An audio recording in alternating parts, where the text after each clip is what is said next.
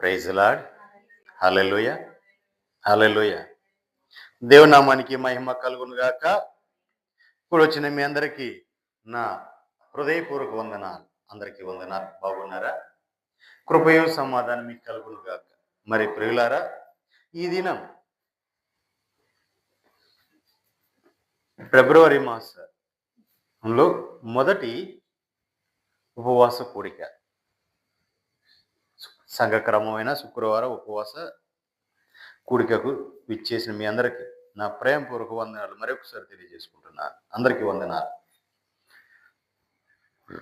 చూడండి ప్రియులారా, ఈ దినం పరిశుద్ధాత్మ దేవుడు నీతో నాతో ఏం మాట్లాడదలిచినారో అట్టి మాటలు ధ్యానించుకుందాం. ప్రభువే మనకు సహాయము చేయనుగాక. హల్లెలూయా. నిద్రాత్మ, పరధ్యానము, ఐకిక విచారణలు, అనాలోచనలు, వ్యర్థమైన తలంపులు ఏవి కూడా ఇక్కడ పని చేయకుండా వాటి శక్తులు ముందుగా నచ్చడం లయమైపోనుగాక. అవన్నీ వెడలిపోనుగాక. వాక్యం ఉందలి శ్రద్ధ, భయము, భక్తి, ఆసక్తి కలుగునుగాక. దేవునికి మహిమ కలుగునుగాక. ఆమేన్. ఆదికాండం 47వ అధ్యాయం 26వ వచనం ధ్యానించుకుందాం. ఆదికాండము 47వ అధ్యాయము 26వ వచనం. అప్పుడు 5వ భాగము ఫరోదని నేటి వరకు యోసేపు ఐగుప్తు భూములను గూర్చి కట్టడ నియమించాను. యాజకుల భూములు మాత్రమే వినాయింపబడెను, అవి పరోవి కావు. దేవునికి మహిమ కలుగునుగాక. చూడండి పిల్లారా, మనం చూసినట్లయితే చదవబడిన లేఖన భాగంలో చూసినట్లయితే యోసేపు ఏం చేశాడంటే ఫరో యొక్క భూములన్నీ కూడా కొనేశాడు. యోసేపుని దేవుడు ఎంతగా హెచ్చించాడు అంటే ఒక ప్రాంతానికి బానిసగా వెళ్ళాడు. ఐగుప్తు ప్రాంతానికి బానిసగా వెళ్ళాడు. బానిసగా వెళ్ళిన వాడిని దేవుడు అంతగా హెచ్చించి, అంతగా వృద్ధిపరిచి, ఆశీర్వదించి ఆ దేశానికే ప్రధానమంత్రి చేశాడు. ప్రధానమంత్రి అని చెప్పే కంటే కూడా ఆ దేశానికి అధిపతి అని చెప్పవచ్చు. ఎందుకంటే ఆ పరిపాలన కూడా ఆయన చేశాడు. పేరుకు మాత్రమే ఫరో చెప్పాడు, పేరుకు మాత్రమే నేను మిగిలినంతా కూడా ఆయన చూసుకుంటాడని చెప్పి అప్పగించేశాడు. దేవునికి మహిమ కలుగు. కారణం ఏంటి? ఒకటి, దేవుని యందు భయభక్తులు కలిగి ఉన్నారు. రెండోది, తను తాను కాపాడుకున్నాడు, పాపంలో పడకుండా కాపాడుకున్నాడు. మూడోది, నమ్మకత్వం కలిగి ఉన్నారు. దేవునికి మహిమ కలుగు. ఆయనకు అప్పగించిన పని ఎడల నమ్మకత్వం కలిగి ఉన్నారు.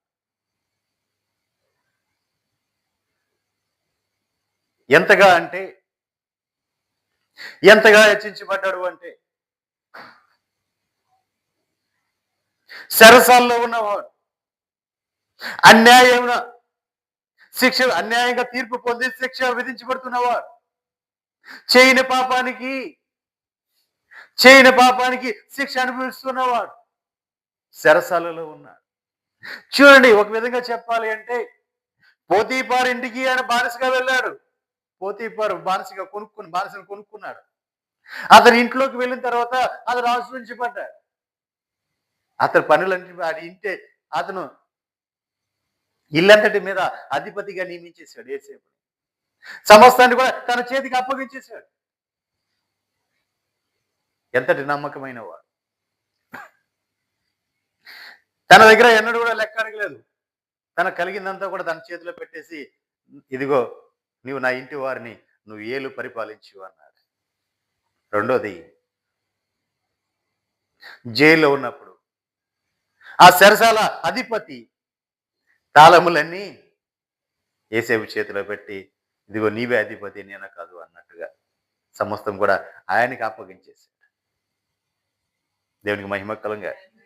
ఆ చెరసాలోంచి బయటికి రాగానే డైరెక్ట్ గా ఎక్కడికి వెళ్ళాడు? రాజు గారి దగ్గరికి, ఆ దేశపు రాజు అయిన ఫరో దగ్గరికి వెళ్ళాడు. ఫరో దగ్గరికి వెళ్ళి నిలబడి ఫరోతో మాట్లాడిన ఫరో అంటాడు కదా, ఇదిగో నీలాంటి దేవ మనసు కలిగిన వారు నాకు ఎక్కడ దొరుకుతారు? అది నీవే ఈ రాజ్యాన్ని పరిపాలించు అని ప్రకటన చేశాడు. నేను మాత్రం పేరుకు మాత్రమే నేను సమస్త అధిపతి కూడా అధికారం కూడా ఈయనకి అప్పగిస్తున్నా అని చెప్పి ఆ దేశానికి ఒక అధిపతిని చేసి పెట్టేశాడు. దేవునికి మహిమక్కలు. అధిపతిని చేసి పెడితే అధికారం పొందుకున్నాడు. ఆయన ఆయన చేతిలో ఏముంది? అధికారం ఉంది, సర్వాధికారం ఉంది. ఏమైనా చేయొచ్చు, ఏదైనా చేయొచ్చు. సర్వాధికారిగా ఉన్నాడు. అంతేకాదు, 7 సంవత్సరాలు పంట బాగా పండింది. ఆ పంటలో భాగమంతా ఆయన మిగిలినంతా వాళ్ళు తినగా, ఆ ప్రజలు తినగా మిగిలిపోయిన భాగమంతా సమకూర్చుకున్నారు. అవన్నీ కొట్లు కట్టించి కొట్లో కూర్చుకున్నారు. ధాన్యమంతా కూడా కూర్చుకున్నాడు. ఆ కొట్లో కూర్చున్నాక 7 సంవత్సరాలు భయంకరమైన కరువు వచ్చింది. కరువు వచ్చినప్పుడు ఈయన దగ్గర మాత్రమే సమృద్ధి ఉంది. దేవునికి మహిమ కలుగు. ఈయన దగ్గర మాత్రమే సమృద్ధి ఉంది. ఆ రోజున ధాన్యం అంతా కూడా వెలచి కొన్ని కొట్లో కూర్చాడు ఆయన. ఇప్పుడు ఆహారం కావలసిన వారందరికి కూడా ఇంతనే వెల కట్టి ఇస్తా ఉన్నారు. ఆ ఐగుప్తు దేశం మాత్రమే కాదు, ఆ చుట్టుపక్కల ఉన్న పరిసర దేశాలన్నింటిని కూడా ఈయన పోషించడం మొదలుపెట్టాడు. ఎక్కడ ఉందంటే ఐగుప్తులో ఆహారం ధాన్యం ఉంది. ఐగుప్తులో ధాన్యం ఉంది, మీరు వెళ్ళి అక్కడ నేను రోగలిచ్చుకోనండి అని ఆ చుట్టుపక్కల దేశాలన్నింటినీ కూడా ఎక్కడ దాని ఆహారం ఉందంటే ఐగుప్తుల ఆహారం. ఇప్పుడు వాళ్ళు ఏం చేస్తున్నారు? ఆ దేశం వాళ్ళే కాదు, బయట దేశాలు కూడా వచ్చి ఆహారం కొనుక్కొని వెళ్తున్నారు. అలాగా ఐగుప్తులో ఉన్న ప్రజలందరూ కూడా వాళ్ళ దగ్గర డబ్బులు ఇచ్చి కొన్నారు. రెండోది వాళ్ళ దగ్గర విలువైనవి ఇచ్చి కొన్నారు. తర్వాత పశువుల్ని, మందల్ని అన్నిటిని కూడా వాటిని ఇచ్చి కొనుక్కున్నారు. ఆహారం కొనుక్కొని తింటూ ఉండేవారు. అన్నీ అయిపోయినాయి వారి దగ్గర, ఇక ఏమీ లేవు. వారు వచ్చారు, అయ్యా ఇదిగో ఇక మా భూములు ఉన్నాయి, మా భూములు ఉన్నాయి, వీటిని కూడా తీసుకొని మాకు ఆహారం ఇవ్వండి, మేము జీవించబడాలి, మేము పోషించబడాలి, లేదా మేము చనిపోతాం. మమ్మల్ని చావునైపోకుండా బ్రతికించిన వాడు నీవే, నా ఏలినవాడా, మమ్మల్ని బ్రతికించి చావుకుండా బ్రతికించిన వాడు నీవే. కాబట్టి ఇదిగో మా దగ్గర ఏమీ లేవు, మా దగ్గర ఉన్నాయేంటి? పొలాలును మేమును ఉన్నాం, మమ్మల్ని తీసుకోండి, పొలాలు తీసుకోండి, మాకు ఆహారం ఇవ్వండి, మా పొలాలు తీసుకున్న ఆహారం. సరే, ఆ పొలాలన్నీ కూడా ఆయన ఏం చేశాడు అంటే ఫరోకి చెందినట్లుగా పొలాలన్నీ వాళ్ళ దగ్గర తీసుకున్నారు. అవన్నీ కూడా ఎవరైపోయి రాజుగారిగా, ఆ దేశంలో ఉన్న పొలాలన్నీ కూడా ఎవరైపోయి రాజుగారికి చెందినట్లుగా ఆయన రాపించేశాడు. ఆ పొలాలన్నీ రాపించేసిన తర్వాత వారు అంటారు కదా, అయ్యా ఇక మేము ఉన్నాం, మరి మేము ఫరోకి దాసులు అవుతాం. సరే, బాగుంది. మనుషులందరినేమో ఫరోకి దాసులను చేశాడు. రెండోది, వాళ్ళ పొలాలన్నీ కూడా ఫరో సొంతము చేశాడు. ఫరోకి రాపించాడు. అధికారంలో ఉన్నాను కదా, నేను కూడా 4 రాళ్ళు వెనక్కి వేసుకోవాలి, నేను కూడా సంపాదించుకోవాలి అని ఆయన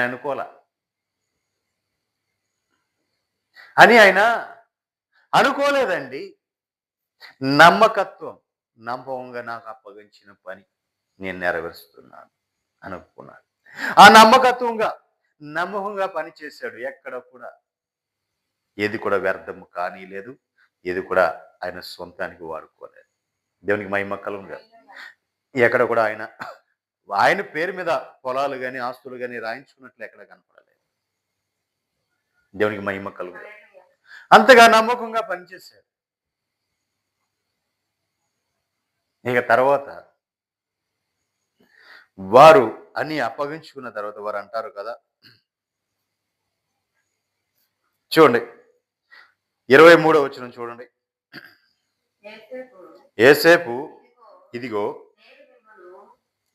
ఇదిగో మీకు నేడు మిమ్మును మీ భూములను ఫరో కొరకు కొని ఉన్నాను. ఇదిగో మీకు విత్తనములు, పొలములో విత్తుడి, పంటలో 5వ భాగము మీరు ఫరోకి ఇవ్వవలెను. 4 భాగములు, 4 భాగములు పొలంలో విత్తుటకును మీకును మీ కుటుంబంలో వారికి ఆహారమునకును మీ పిల్లల ఆహారములకును మీవై ఉండునని ప్రజలతో చెప్పగా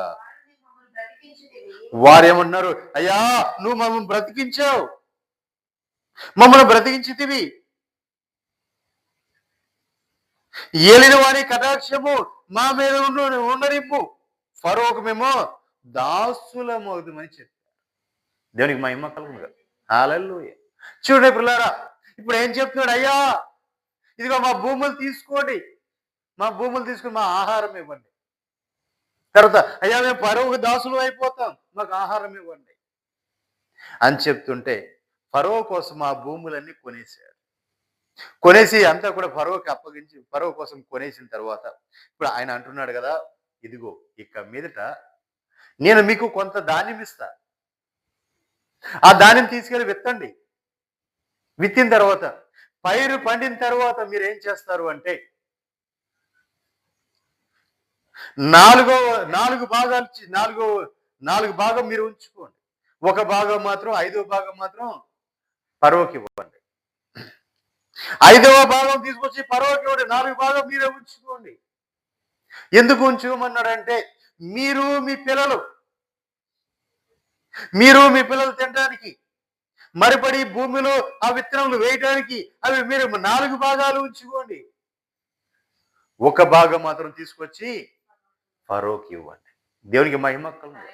హల్లెలూయా. చూడండి, ఆ దేశం వృద్ధి చెందాలి, అభివృద్ధి చెందాలి అంటే ఆ దేశం ఒక ఓనర్లు కావాలి. అంటే దానికి కావలసిన ద్రవ్యోత్పదం కావాలి, ధనము కావాలి. ఎలా వస్తుంది అంటే 5వ వంతు తీసుకొచ్చి ఇవ్వాలి. పన్నులాగా విధించాడు. అక్కడ పన్ను చెల్లించాలన్నట్లుగా ఖచ్చితంగా చెప్పలేదు, కానీ మీరు పండించిన పంటలోంచి 5వ భాగం తీసుకొచ్చి ఫరోకు అప్పగించండి. ఎందుకంటే పొలాలు ఫరోయి, విత్తనం ఫరోది, మీరు ఫరో పనివారు కాబట్టి మీరు పండించుకోండి, మీ పొలాలు మీరే పండించుకొని మీరు తినండి, మీరు బిడ్డలు తినండి. విత్తనాలకి కొంత దాచిపెట్టుకోండి, మరిపడి వేయటానికి విత్తనానికి దాచిపెట్టుకోండి. ఒక భాగం 5వ భాగం మాత్రం తీసుకొచ్చి ఫరోకు అప్పగించేయండి. దేవునికి మహిమ కలుగునుగా. చూడండి పిల్లరా, ఎంత న్యాయమైన విధానం ఉందో చూడండి. అక్కడ ఆ దేశ ఆర్థిక ఇబ్బందుల నుంచి తొలగించబడటం కోసం వారికి ఒక 5వ భాగం నియమించారు. ఆ దేశం వృద్ధి చెందడం కోసం, ఆ దేశంలో ద్రవ్యోత్పదం పెంచడం కోసం 5వ భాగాన్ని నియమించాడు. పంటలంతట్లోంచి 5వ భాగం రాజ్యంలోకి వెళ్ళాలి, రాజు దగ్గరికి వెళ్ళాలి. అది కూడా ఎలాగూ అంటే భూములు పొలాలు అన్ని కూడా ఆయనవే కాబట్టి, రాజువే కాబట్టి ఇప్పుడు మీరు దానికోసం ఇవ్వాలి. అట్లా అని చెప్పి వీళ్ళు అన్నేం చేయలేదు. లేదా మీరు పండించింది మొత్తం అంతా ఇచ్చేయండి, మీరు మాత్రం కొంచెం ఇదిగో 1 వంతు 2 వంతులు తీసుకుని అని చెప్పలే ఆయన. 4 వంతులు తీసుకోండి, 4 భాగాలు మీరు తీసుకోండి, 4 భాగాలు తీసుకోండి. ఎందుకంటే మీరు మీ బిడ్డలు తినడానికి, మరి ఎక్కడ మీరు ఇబ్బంది పడకూడదు, ఎక్కడ మరి మీరు కష్టపడకూడదు, ఎక్కడ మీరు పేదరికం రాకూడదు, మీరు సమృద్ధిగా మీరు తినండి. మీ పొలముల్లో మీరు విత్తడానికి ఉంచుకోండి. కానీ ఒక 5వ భాగం మాత్రమే తీసుకొచ్చి ఫరోకి ఇచ్చేయండి. దేవునికి మహిమ కలుగునుగాక. హల్లెలూయా. కానీ ఆ దేశములో ఉన్న యాజకుల పొలాలు మాత్రం ఆయన కొనలేదు. కారణం ఏంటంటే యాజకులకి ఫరో భత్యము నియమించాడు. అంటే జీతాలు ఇచ్చాడు. ఫరో జీతాలు ఇచ్చాడు కాబట్టి వారు ఆ జీతాలతో దానిమ్మ కొనుక్కొని పోషించబడ్డారు కాబట్టి వారి భూములు అమ్ముకోలేదు వారు. ఆ భూములు అందుకే యోసేపు వారి భూములను కొనలేదు. శ్రేష్టమైనవన్నీ కూడా ఎక్కడ ఉన్నాయంటే ఫరోకు సొంతమైపోయాయి. ఆ దేశంలో పొలాలన్నీ ఎవరికైపోయాయంటే ఫరో సొంతమైపోయాయి. దేవునికి మహిమ కలుగునుగా. అలాని ప్రజలకు ఏమైనా అన్యాయం చేశారంటే ఎవరికి ఏ అన్యాయం చేయాల. వారిని బ్రతికించటమే, వారిని పోషించటమే కాకుండా వారిని వృద్ధి చేసుకుంటూ వచ్చాడు. దేవునికి మహిమ కలుగునుగా. హల్లెలూయా. వారి పొలాలు, మా పొలాలు అన్యాయంగా నువ్వు కొనేసావు, అన్యాయంగా లాగేసుకున్నావు, అన్యాయంగా వాళ్ళకి ఇదిగో మీరు మా నుంచి లాగేసుకున్నారు అని చెప్పడానికి మాట కూడా లేదు. కారణం ఏంటి? ఆయన యొక్క పరిశుద్ధత, యథార్థత, నీతి. ఏది చూసినా, ఎక్కడ చూసినా లోపము లేని విధానం. దేవునికి మహిమ కలుగునుగా. హల్లెలూయా. ఎక్కడ కూడా లోపము లేదండి. అంత పరిశుద్ధతలో, అంత యథార్థతలో ఆయన జీవించాడు. దేవునికి మహిమ కలుగునుగా. అంతేకాదు, ఇదే వీళ్ళు ఏం చెప్తున్నారు అంటే ఐగుప్తీయులు, అయ్యా అన్ని కూడా అమ్మేసుకుంటున్నారు. అమ్మేసుకొని మేమే ఫరోకి దాసులం అయిపోతాం. వారు కలిగినవన్నీ కూడా అమ్మేసుకొని వాళ్ళు దాసులైపోతున్నారు. కానీ అదే ప్రాంతంలోకి వచ్చిన ఇశ్రాయేలీలు, దేవుని పిల్లలు, ఈ యోసేపు యొక్క సహోదరులు, వారి బిడ్డలు 70 మంది వచ్చారు ఐగుప్తుకి. ఇశ్రాయేలీలు 70 మంది వచ్చారు. ఈ 70 మంది కూడా వీళ్ళు ఎలా ఉన్నారు? గోషాన్లో ఉన్నారు. వీళ్ళు ఎలా ఉన్నారు? ఇక్కడ వీళ్ళ స్థితి ఏంటి, అక్కడ వాళ్ళ స్థితి ఏంటి, వీళ్ళ పరిస్థితి ఏంటి, వాళ్ళ పరిస్థితి ఏంటి? ఆ దేశంలో ఎలా ఉన్నారు, వీళ్ళు ఎలా ఉన్నారు? చదవండి అమ్మా. ఐగుప్తులు ఏమన్నారు? నీవు మమ్మను బ్రతికించితివి, ఏలిన వారి కటాక్షము మా మీద నుండనిమ్ము. ఫరోకు మేము ఫరోకు దాసులు అవుతాం. అయ్యా నీ కటాక్షం మా మీద ఉంటే చాలు, మేము ఫరోకి దాసులు అవుతాను అని చెప్తున్నారు. అంటే సమస్తము కూడా వీళ్ళు అప్పగించుకొని అన్ని పోగొట్టుకుంటున్నారు. కానీ అదే దేశంలోకి వచ్చిన వారు, వేరే దేశం నుంచి ఆ దేశానికి వచ్చిన వారు, వారెవరంటే దేవుని యొక్క బిడ్డలు, ఇశ్రాయేలీలు. ఐగుప్తు దేశమందలి గోషేను ప్రదేశములు నివసించిరి.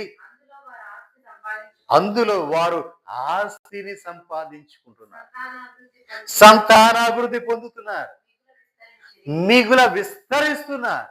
దేవునికి మహిమ కలుగునుగా. హల్లెలూయా. ఇద్దరు ఒకే దేశంలో ఉన్నారు, పక్క పక్కనే ఉన్నారు. ఒకరేమో సమస్తము పోగొట్టుకొని బాధైపోతుంటే, దాసులైపోతుంటే, ఒకరేమో సంపాదించుకుంటున్నారు, వృద్ధి చెందుతున్నారు, విస్తరిస్తున్నారు. దేవునికి మహిమ కలుగునుగా. హల్లెలూయా. చూడండి, బయట నుంచి వచ్చిన వారు ఆ దేశంలో బ్రతకటానికి వచ్చిన వారు వృద్ధి చెందుతున్నారు. ఆ దేశంలో ఉంటున్న వారు తాము అమ్మి వేసుకుంటున్నారు. దేవునికి మహిమ కలుగునుగా. కారణం ఏంటి అంటే వారికి దేవుడు తోడై ఉన్నారు. వారికి దేవుడు తోడై, ఎవరికి? ఇశ్రాయేలీయులకు దేవుడు తోడై ఉన్నారు. ఎందుకంటే వారు ఏర్పరచబడిన వారు. రెండోది యథార్థత, పరిశుద్ధత, నీతి కలిగిన వారు. దేవునికి మహిమ కలుగునుగా. ఎప్పుడైతే దేవుడు చేయి పట్టుకున్నాడో ఆ చెయ్యి పట్టుకున్న దేవుడు సమస్తమును కూడా తన బిడ్డలకు అనుకూలంగా మార్చుకుంటూ వెళ్తారు. అక్కడ వారు సంపాదించుకుంటున్నారు, వృద్ధి చెందుతున్నారు, అభివృద్ధి చెందుతున్నారు, విస్తరిస్తున్నారు, వ్యాపిస్తున్నారు. కానీ ఇక్కడ ఏమవుతున్నారు? వారికి ఉన్నవన్నీ పోగొట్టుకుంటున్నారు, వారు ఉన్నవన్నీ అమ్ముకుంటున్నారు, వారు దాసులుగా మారిపోతున్నారు. దేవునికి మహిమ కలుగును. హల్లెలూయా. అంతే కాదండి, ఒక రోజున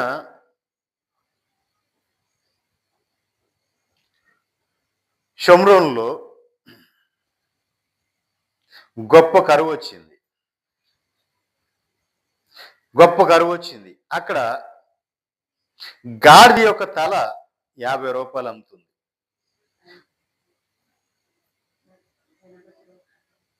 అర్ర పావురపు రెట్ట రూ. 5 అమ్ముతుంది. దేవునికి మహిమ కలుగును గాక. హల్లెలూయా. గాడిద తల, గాడిద హేయమైంది. అది పరిశుద్ధమైన జంతువు కాదు, అది హేయమైంది గాడిద. ఆ హేయమైనది గాడిద యొక్క తలే రూ. 50 అమ్ముతుంది. రూ. 80. గాడిద తల రూ. 80, రూపీస్ అమ్ముతుంది. కానీ అర్ర పావురపు రెట్ట, అర్ర పావురపు రెట్ట రూ. 5 అమ్ముతుంది. దేవునికి మహిమ కలుగునుగా. చూసారా పిల్లారా?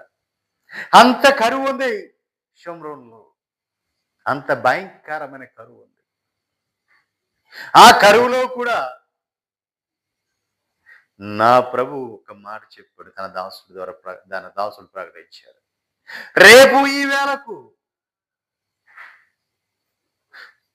రూపాయి ఒక్కింటికి సన్నని గోధుమ పిండి మాణిక్యుడు, రేపు ఈ వేళకు యావాలు రూపాయి ఒక్కింటికి 2 మాణిక్యులు అమ్ముతారు అని చెప్పాడు. ఎంతటి కరువు ఉందండి?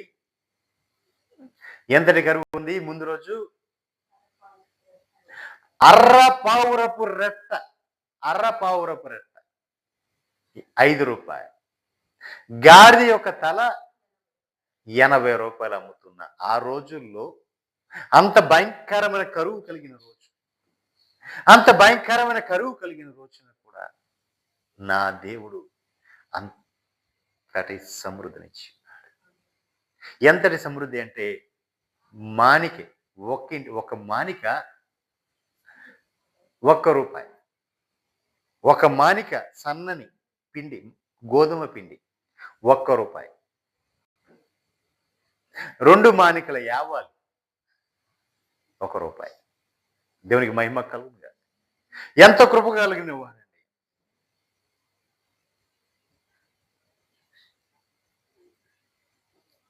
ఇక్కడ మనం చూసినట్లయితే ఒక రాజు ఇశ్రాయేలు మీదకి దండెత్తి వచ్చాడు, షోమ్రోను మీదకి దండెత్తి వచ్చాడు. బెన్హదదు అతను వచ్చి ఆ పట్టణము చుట్టూ ముట్టడి వేశాడు. ముట్టడి వేసి పట్నం వారు లోపల నుంచి బయటికి రావడానికి లేదు, బయట నుంచి లోపలికి వెళ్ళటానికి లేదు. వారి గుడారాలన్నీ, వారి ఇళ్ళన్నీ కూడా ఆ పట్టణంలోనే ఉండిపోయాయి. అందరూ కూడా లోపలే ఉన్నారు. బయటికి వెళ్ళి పొలంలోకి వెళ్ళి ధాన్యం తెచ్చుకుందానికే వీలు లేదు, బయటికి వెళ్ళి తెచ్చుకుందామంటానికి వీలు లేదు, లేదా బయటికి వెళ్ళి ఎక్కడైనా కొనుక్కొని తెచ్చుకుందామంటానికి వీలు లేదు. బయటకు వస్తే శత్రువు చంపేస్తాడు. ఆ లోపలే ఉన్నారు. ఆ పట్టణము చుట్టూ ప్రాకారం ఉంది, ఆ ప్రాకారంకి 2 తలుపులు ఉన్నాయి. ఆ తలుపులు మూసేశారు, గడియలు వేశారు. ఇప్పుడు శత్రువు లోపలికి రావడానికి లేదు. వీరు బయటికి వెళ్తే చంపేస్తాడు శత్రువు. కాబట్టి లోపలే ఉండిపోయారు. వారి దగ్గర ఉన్న ఆహారం అంతా అయిపోయింది, తినడానికి ఆహారం లేదు. లోపల భయంకరమైన కరువు ఉంది, క్షేమం, భయంకరమైన క్షేమం ఉంది. ఆ క్షేమం ఉంటే బయటికి వెళ్ళడానికి అవకాశం లేదు, బయటికి వెళ్ళి చంపేస్తారు. ఏం చేయాలి?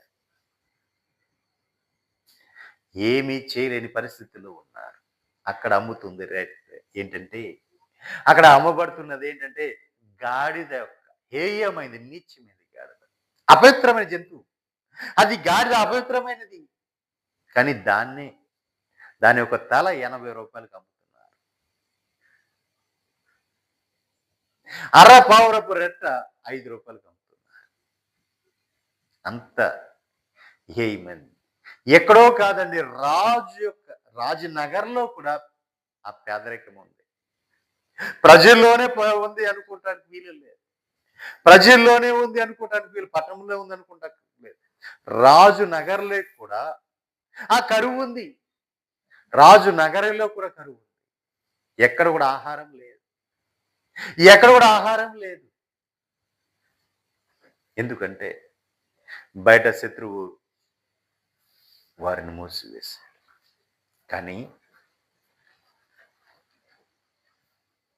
కానీ నా ప్రభు వారిని కరుణిస్తే వారిని కనికరించాడు. నా ప్రభు కనికరించాడు కాబట్టి ఎంతో కొంచెము శ్రమ పెట్టాడు, కొంచెం బాధపడ్డారంతే, కొంచెము తట్టుకున్నారు. అలా తట్టుకున్న వారిని నా ప్రభు ఏం చేశాడు? ఎంత సమృద్ధినిచ్చాడు అంటే, రేపు ఈ వేళ కనేపటికి, రేపు అదే సమయం వచ్చేపాటికి 24 గంటల కడిగి జరక మునిపే మాట చెప్పి 24 గంటల జరక మునిపే ఎంతటి సమృద్ధి అంటే, ఒక్క మానికే ₹1, సన్నని గోధుమ పిండి. 2 మానికల యావాలు ₹1 అమ్ముతున్నారు. ఎక్కడైతే భయంకరమైన కరువు ఉందో, ఎక్కడైతే ఆకలికి అలమటించారో, ఎక్కడైతే ఏమైంది తినకూడదు అనుకున్నదాన్ని కూడా ₹80 ఇచ్చి దాన్ని తల ఇచ్చి తిన్నారు. ఎక్కడైతే అర్ర పావురపు రెట్ట ₹5కి కొనుక్కుంటున్నారు, అక్కడే ఎంత సమృద్ధి అంటే, రూపాయికి మానికడి పిండి దొరికేసి, రూపాయికి 2 మానికల యావాలు దొరికేసాయి. దేవునికి మహిమ కలుగును. ఆకాశ కిటికీ విప్పినా ఇది జరుగునా? జరగదు అన్నాడు ఒకడు. దేవునికి మహిమ కలుగా. నువ్వు చూస్తావు కానీ నీవు అనుభవించు అన్నాడు ప్రవక్త. నిజమే, అది జరగడం చూశాడు కానీ అతను అనుభవించలేకపోయాడు, తినలేకపోయాడు. దేవునికి మహిమ కలుగా. కారణం ఏంటి? కారణం తన ప్రజలను ఆయన దర్శించాడు. తన ప్రజలను ఆయన దర్శించాడు. దేవునికి మహిమ కలుగు.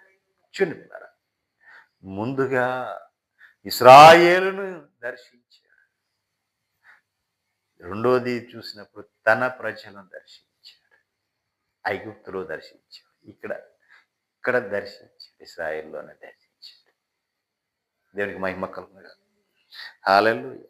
నిజమే ప్రియులారా, చూడండి ఆ మాట చూడండి. 2వ రాజుల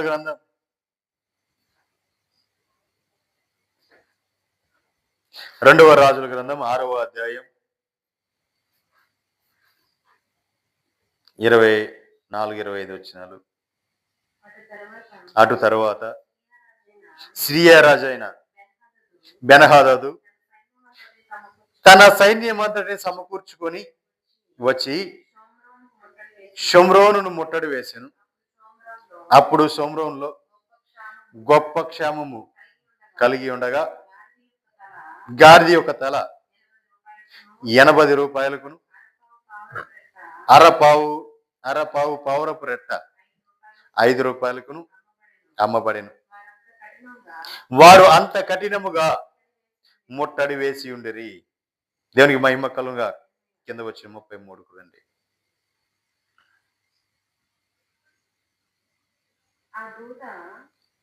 ఆ 33 అమ్మా.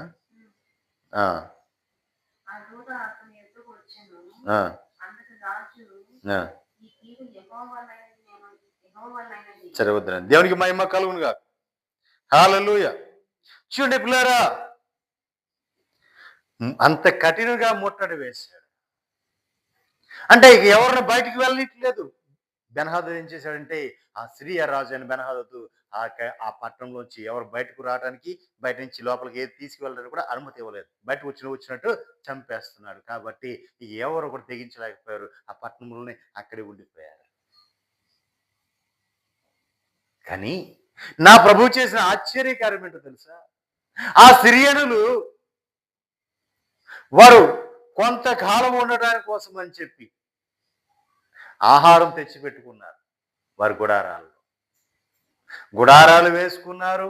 కొంతకాలం నివసిస్తే వాళ్ళు ఏదో ఒక రోజు వాళ్ళు బయటకు వస్తారు. వాళ్ళు మనం చెరపడతాం. వాళ్ళ దగ్గర మనం దోసుకుంటామని చెప్పి వీరు ఏం చేశారు? వీరు బయట ఉన్నారు కాబట్టి వీరు బయట నుంచి వారి దేశం నుంచి ఆహారం అంతా సమకూర్చి పెట్టుకున్నారు.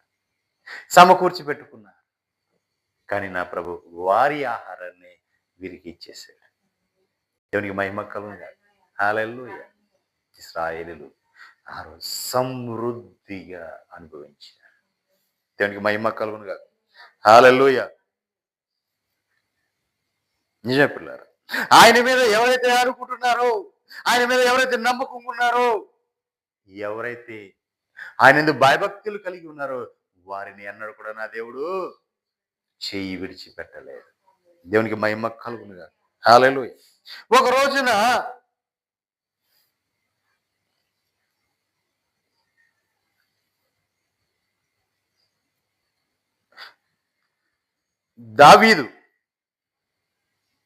దావీదు ఏం చేశాడు అంటే, గొలియాతు చూసి సౌలు భయపడిపోతున్నాడు, సౌలు కుమారు భయపడిపోతున్నారు, అక్కడ ఉన్న సైన్యం అంతా కూడా భయపడిపోతున్నారు. చూడండి పిల్లారా, యుద్ధము చేయడానికి ఫిలిస్తీన్లు వచ్చారు. ఫిలిస్తీన్లు ఒక ఛాలెంజ్ చేశారు. ఇదిగో మా అందరితో మీరు యుద్ధం చేయక్కర్లేదు ఇశ్రాయేలీయులారా. ఇదిగో ఇదిగో మా వాడు ఉన్నాడు గొలియాతు. ఇతనితో యుద్ధం చేస్తే మేము ఓడిపోయామని చెప్పి మేము వెళ్ళిపోతాం. లేదా ఇతనితో యుద్ధం చేసి యుద్ధం జయిస్తే మీ దేశాన్ని మాత్రమే చెరబట్టుకుపోతాం. అంటే ఆ గొలియాతును చూసి అందరూ కూడా భయపడిపోతున్నారు.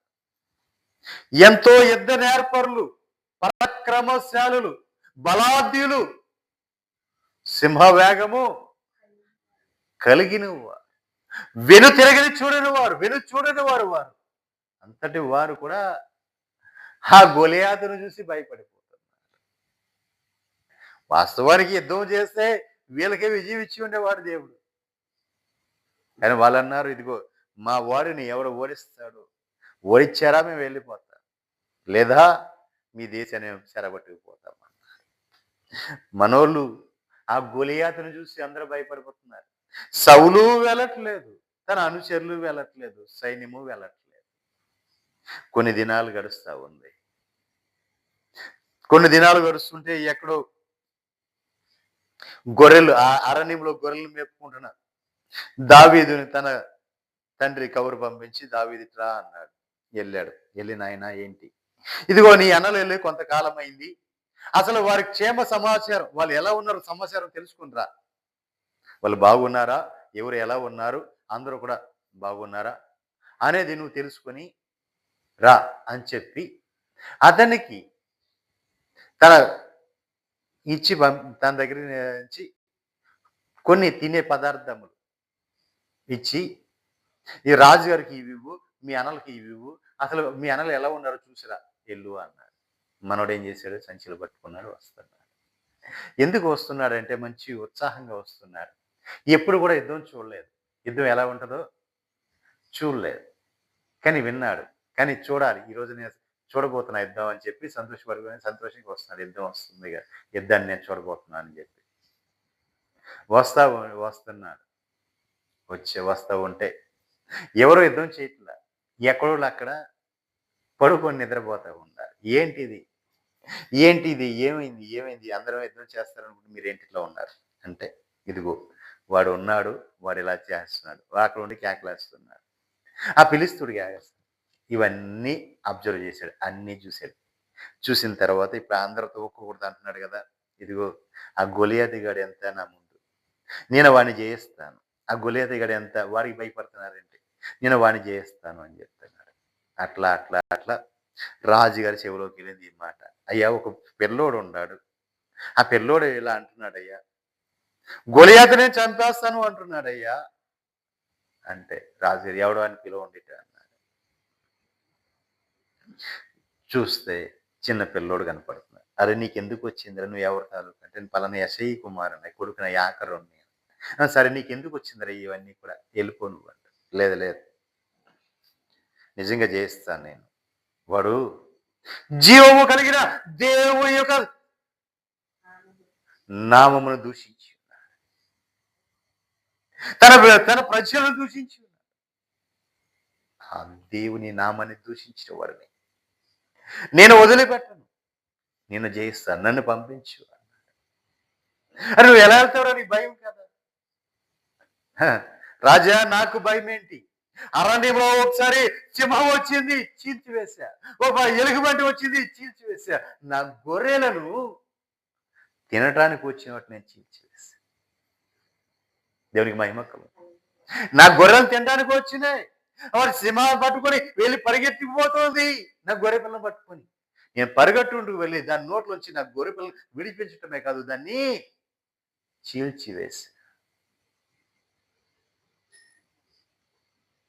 ఎలుగుబంటి వచ్చింది, నా గొర్రెని పట్టుకుని పోతుంటే దాని నుంచి నా గొర్రెని విడిపించి గొర్రె పిల్లని విడిపించాను, దాన్ని చంపివేశాను. రజా అంటే నిజమేనా? నువ్వేనా చేసింది? అవును నేనే చేశాను రాజా. సరే అరే తీసుకువెళ్ళండి. ఇతను తీసుకువెళ్ళి ఆ గొలియాతు దగ్గర పంపించండి. ఎవరిని? పిల్లవాడిని. పిల్లవాడు వాడు చెప్పిన మాటలు విని ఇతను తీసుకెళ్ళి పంపించండి అంటే ఆ రాజుగారు వేసుకునే వస్త్రాలు అవన్నీ యుద్ధానికి వెళ్ళినప్పుడు కవచాలు అవన్నీ ధరించుకుంటున్నాడు. ఇవన్నీ వేసుకుని చూసుకున్నాడు, కత్తి పట్టుకున్నాడు, చూశాడు, ఇవన్నీ చూశాడు. మనోడికి అలవాటు లేవు, ఇవన్నీ మనోడికి అలవాటు లేవు, ఇవన్నీ అలవాటు లేని నా వల్ల కాదు, ఇటు నేను మొయ్యలేను, తీసి పడేసాడు. నాకేం అక్కర్లా, నేను వాడి యుద్ధానికి వెళ్తాను. సరే వెళ్ళు అన్నారు తప్ప, చూడండి పిల్లరా, వెళ్ళు అన్నారు తప్ప వెనకాల వచ్చింది ఎవరు లేరు, అందరూ దూరంగానే ఉన్నారు. వెళ్ళాడు, ఏట్లోకి వెళ్ళాడు. ఏట్లోకి వెళ్ళి 5 రాళ్ళు ఏరుకున్నాడు, నున్నని రాళ్ళు. ఏటిలో నున్నని రాళ్ళు 5 రాళ్ళు ఏరుకున్నాడు, తన సంచిలో వేసుకున్నాడు, ఒడిసెల పట్టుకున్నాడు, వచ్చాడు. కర్ర చేతిలో కర్ర ఉంది, వస్తా ఉన్నాడు. వస్తుంటే గొలియాతు వచ్చాడు. గొలియాతు వచ్చి ఎక్కడున్నారు ఎవరా అని చూస్తున్నాడు, ఎక్కడా కనపట్ల. ఆఖరికి ఎక్కడో కనుక్కున్నాడు, చిన్న బాలుడిని కనుక్కొని వాడు ఎర్రని వాడు అని చెప్పి వాడిని నేను నీతో యుద్ధం చేయను పోరా అన్నాడు. దేవునికి మహిమ కలుగునుగా. చూడండి ఆ మాట చూడండి, మొదటి సమూయేలు పుస్తకం 17వ అధ్యాయం 40 వచనం ఉంటది.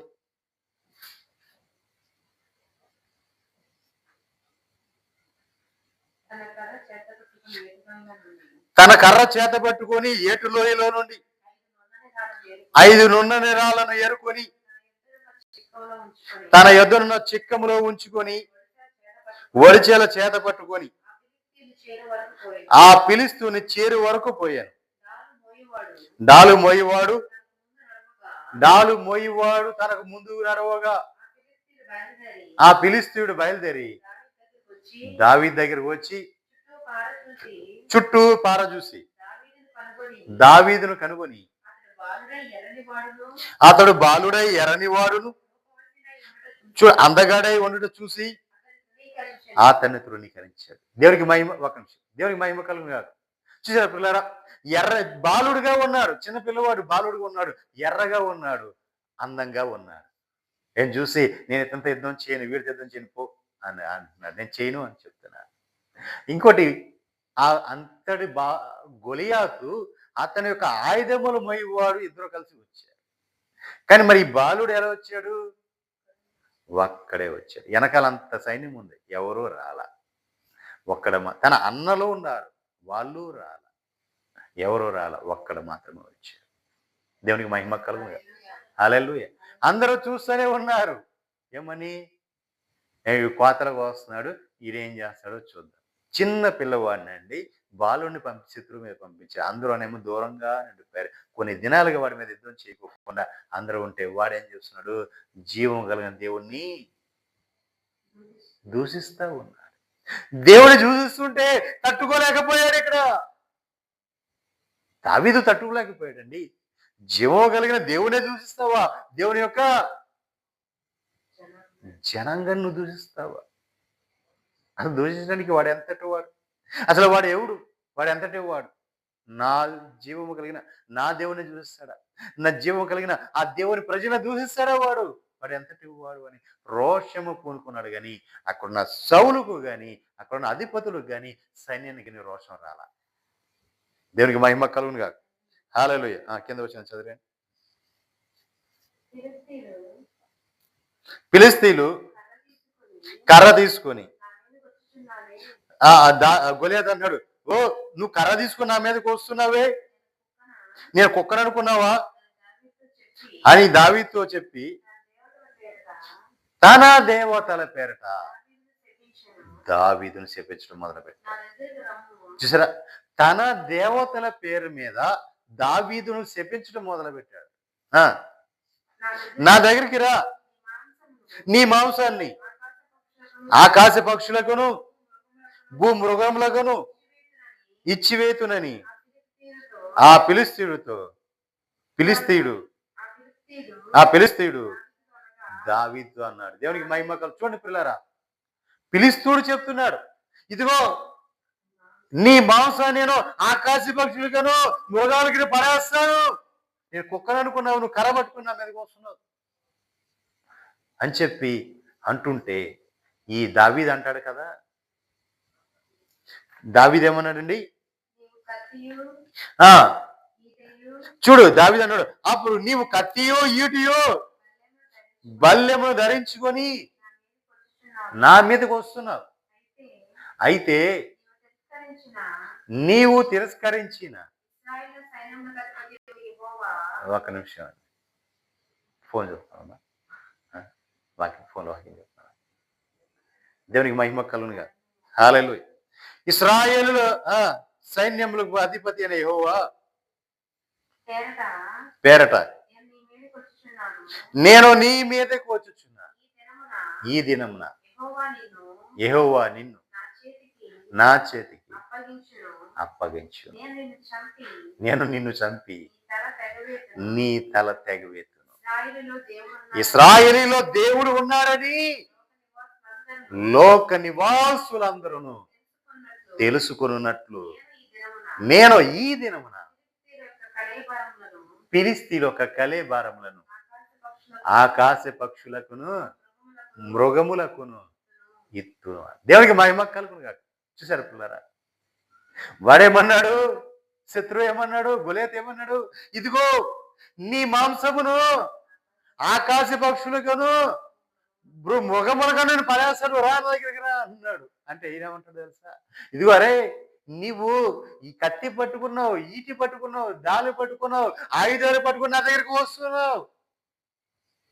కానీ ఒక విషయం తెలుసా, నా దగ్గర అవేమీ లేవు. నేను జీవము కల దేవుని యొక్క నామము పేరట వస్తున్నా. హల్లెలూయా.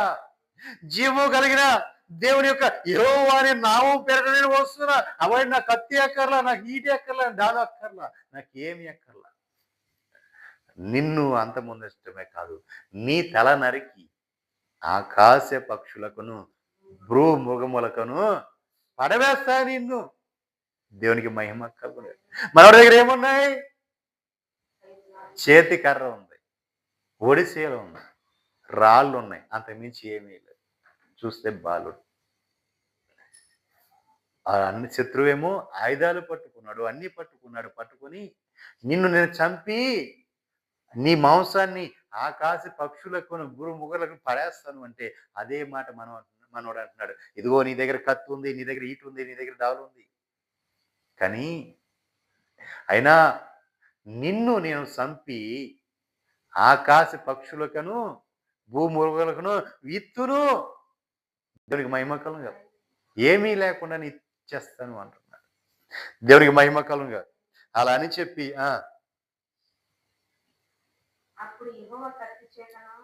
చూడండి, అంటున్నాడు, మళ్ళీ ఒక మాట అంటాడు, యెహోవా కత్తి చేతను ఈటి చేతను రక్షించువాడు కాడని ఈ దండు వారందరూ తెలుసుకొనున్నట్లుగా యుద్ధము యెహోవాదే.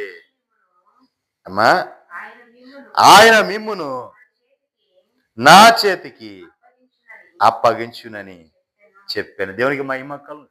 యుద్ధము నాది కాదు, మరి ఎవరితో యుద్ధం? యుద్ధము యెహోవాదే. దేవునికి మహిమ కలుగును. యుద్ధము యెహోవాదే, యుద్ధము నాది కాదు. నువ్వు జీవం కలిగిన దేవుని తిరస్కరించావు. ఆయన యొక్క బిడ్డలు నువ్వు తిరస్కరించావు. కాబట్టి యుద్ధము నాది కాదు, యుద్ధము నా దేవునిదే. ఈ దండంతా తెలుసుకున్నట్లుగా కత్తి చేత గాని ఈటి చేత గాని కాదు ఆయన యుద్ధము చేసేది. ఏమీ లేకుండానే నేను నిన్ను అంతమొందిస్తాను. దేవునికి మహిమ కలుగును. ఆయన నామములో నిన్ను అంతమొందిస్తాను అని చెప్పి ఏం చేశాడు? తన దగ్గరున్న వడిసెల తీసుకొని ఆ 5 రాళ్ళు ఏరుకొచ్చున్నాడు. ఏట్లోకి వెళ్ళి నున్నని రాళ్ళు 5 రాళ్ళు ఏరుకొచ్చున్నాడు. ఒక రాయి వడిసెల్లో పెట్టాడు. గిరా గిరా గిరా గిరా తిప్పాడు, వదిలాడు. అది వెళ్ళి ఏమైందంటే ఆ రాయి వెళ్ళి ఫిలిష్తీయుని యొక్క నుదిటి మీద దిగడిపోయింది. దేవునికి మహిమ కలుగును. ఇక్కడ తగలంగానే ఏదైనా దెబ్బ తగిలితే మనం ఇలా పడతామా, ఇలా పడతామా, వెనక పడతాం. కానీ అతడు ఎదరకి పడ్డాడు. దేవునికి మహిమ కలుగును. అతను ఎప్పుడైతే ఎదరికి పడ్డాడో అతని చేతి ముందుకి ఇలా ఎదరికి పడిపోయాడు. పడిపోగానే దావీదు ఏం చేశాడంటే అతని ఖడ్గమే తీసుకొని అతని తల నరికేశాడు. హల్లెలూయా! ఎంతటి విజయం వచ్చాడో చూడండి. తన యొక్క దాసుడు, తన యొక్క కుమారుడు, తన యొక్క బిడ్డ, తను విశ్వసించిన ఆ విశ్వాసి పలికిన మాట దేవుడు అక్షరాలు అక్కడ నెరవేర్చాడు. ఏ మాట అయితే పలికాడో, ఇదిగో నీవు కత్తి పట్టుకున్నావు, ఈటి పట్టుకున్నావు, డాలు పట్టుకొని నా మీదకు వస్తున్నావు, నేను జీవము కలిగిన దేవుని నామాన్ని పట్టుకుని వస్తున్నా, ఇదిగో నా జీవము కలిగిన ఆ దేవుడు ఏం చేస్తాడో తెలుసా? ఆయనకి యెహోవా కత్తి ద్వారా గాని ఈటి ద్వారా గాని ఆయన యుద్ధము చేసేవాడు కాదు, మాట చేతనే యుద్ధము చేస్తాడు. హల్లెలూయా! తన దాసుడు, తన కుమారుడు పలికిన మాట అక్కడ నెరవేర్చేశాడు. దేవునికి మహిమ కలుగును. ఎవరైతే తన బిడ్డలను దూషించారో, అవమానించారో, ఎవడైతే తన బిడ్డల మీద తిరుగుబాటు చేశాడు, వారి పక్షముగా యెహోవాయే యుద్ధము చేస్తాడు. దేవునికి మహిమ కలుగును. హల్లెలూయా! నిజమే. గొప్ప విజయాన్ని ఇచ్చాడు అక్కడ ఇశ్రాయేలీయులకు. ఇంకా నువ్వు చెప్పాలి అంటే ఈ 5వ భాగం అనేది 5 అనేది ఇంకా చాలా ఉంది. 5 దినాల్లో దేవుడు సర్వ సృష్టిని సృజించాడు. దేవునికి మహిమ కలుగును. 5వ దినమున సర్వ సృష్టిని సృజించాడు దేవుడు. అంతేకాదు,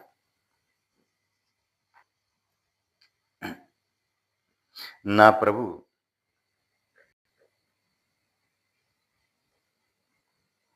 మత్తయి శుభవార్త 25వ అధ్యాయం 17-16 వచనాలు చూస్తే,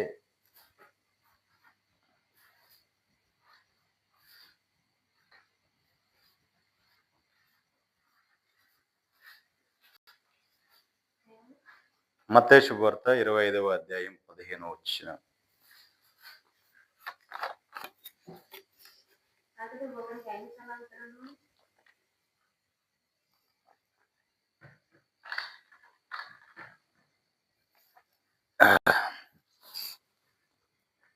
అతడు ఒకనికి 5 తలాంతులను,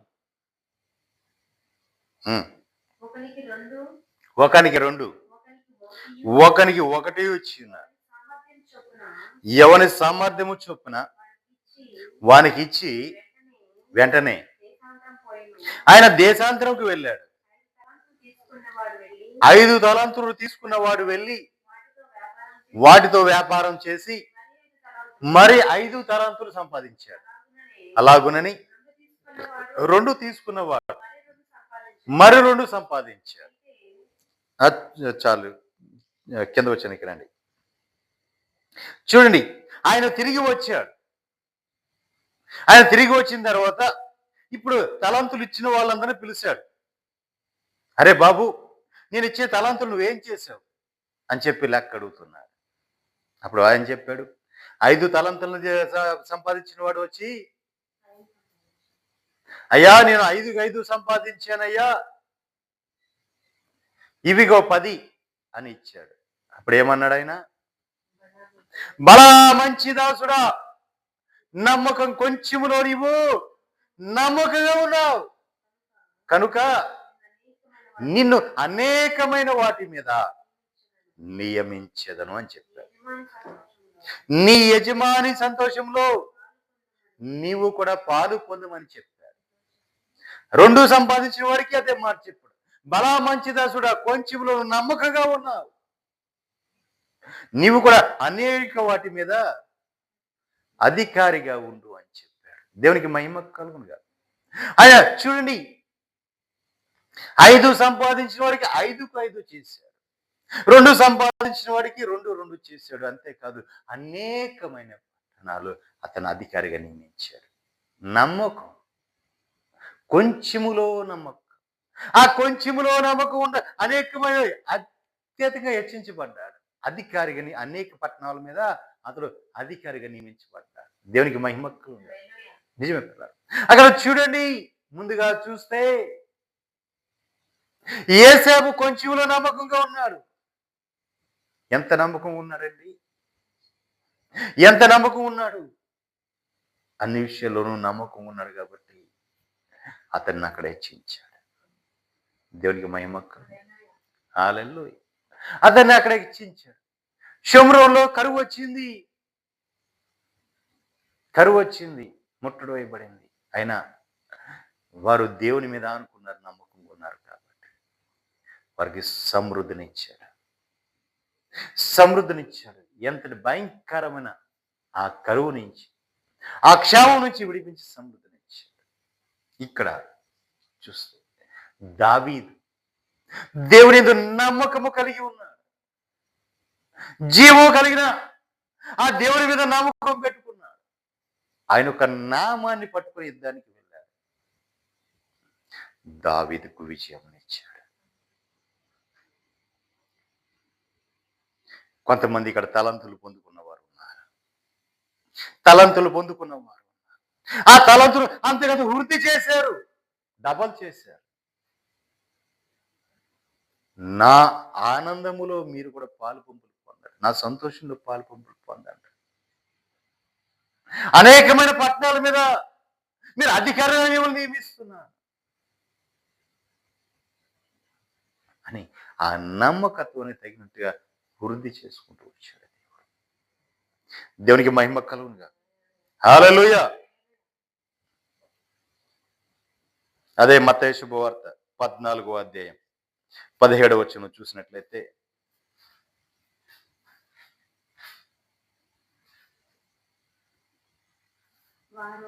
వారు ఇక్కడ మన యొద్ద 5 రొట్టెలను 2 చేపలు తప్ప మరేమీ లేదని ఆయనతో చెప్పారు.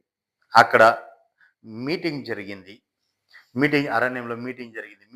3 దినాలు అక్కడే ఉండిపోయారు ప్రజలందరూ కూడా. వారి మీద కనికరపడ్డాడు ప్రభు. కనికరపడి వీళ్ళకి ఆహారం పెట్టాలి అన్నాడు. అయ్యా, మన దగ్గర ఆహారం పెట్టండి, మన దగ్గర ఏమీ లేదు. ఎలా ఆహారం పెట్టగలం? మన దగ్గర 3 చేపలు 5 రొట్టెలు మాత్రమే ఉన్నాయి. మరి అక్కడ చూస్తే ఇన్ని వేల మందికి మనం ఎక్కడ ఆహారం పెట్టగలం అంటే, నా ప్రభు 5 రొట్టెలను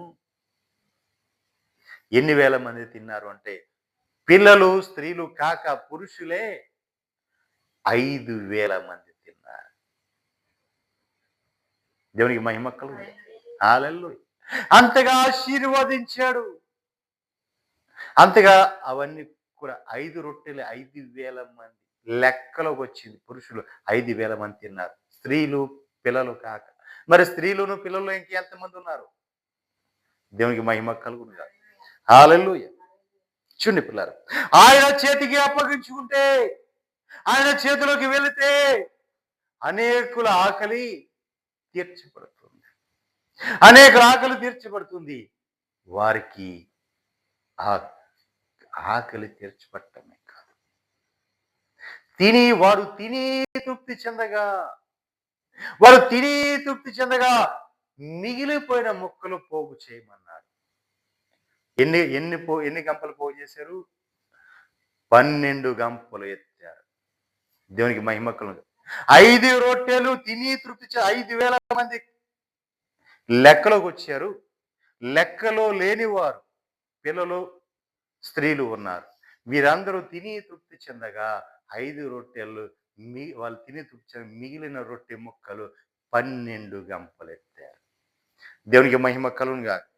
మరి ఒక చోట కూడా 7 గంపలు ఎత్తారు. మరి ఇవన్నీ కూడా ప్రభు వదిలేశాడా అండి? హల్లెలూయా. దేవునికి మహిమ కలుగునుగా. హల్లెలూయా.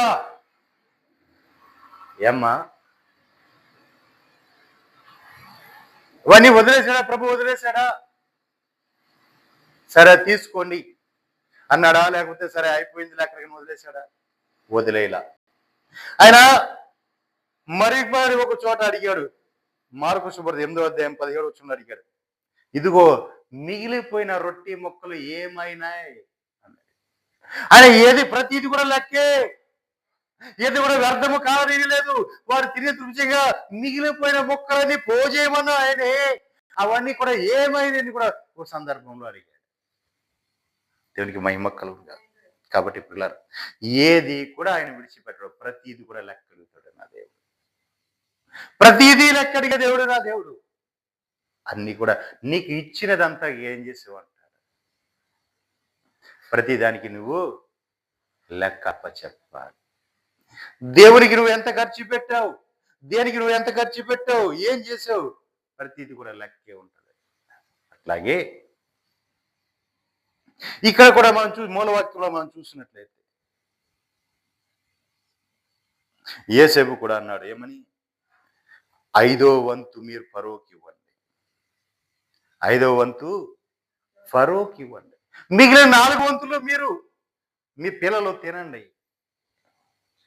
ధాన్యము విత్తటానికి ఉంచుకోండి, 5వ వంతు తీసుకొచ్చి ఫరోకి ఇమ్మని చెప్పాడు. దేవునికి మహిమ కలుగునుగా. అప్పుడు 5వ భాగము ఫరోదని నేటి వరకు యోసేపు ఐగుప్తు భూములను కూర్చి కట్టడ నియమించెను. ఐగుప్తు యొక్క భూముల గురించి ఆయన కట్టడ నియమించాను. దేవునికి మహిమ కలుగునుగా. హల్లెలూయా. మరి ప్రియులారా, మరి ఈ దినం చూసినట్లయితే యోసేపు ఫరో కోసం భూములు కొన్నాడు. ఆ భూములు విత్తమని మరిపడి ఆ ప్రజలకు ఇచ్చారు. ఆ ప్రజలు వాటిని విత్తి ఏం చేయాలి అంటే 4వ వంతు వారు తీసుకోవాలి, 5వ వంతు తీసుకొచ్చి ఫరోకి ఇవ్వాలి. ఇది కట్టడగా నియమించాడు. దేవునికి మహిమ కలుగునుగా. హల్లెలూయా. 5 పాలు, 5వ పాలు, 5 అనేది సంఖ్యను మనం చూస్తే చాలా ప్రాముఖ్యమైన సంఖ్య, చాలా ప్రాముఖ్యమైన సంఖ్య. అన్ని విషయాల్లో కూడా 5 అనబడింది. దేవుడు 5 దినాలు సృష్టిని సృజించాడు. 5వ దినము ఆయన సృష్టిని సృజించాడు. దేవునికి మహిమ కలుగునుగా. అంతేకాదు, ఎంతో శ్రేష్టమైన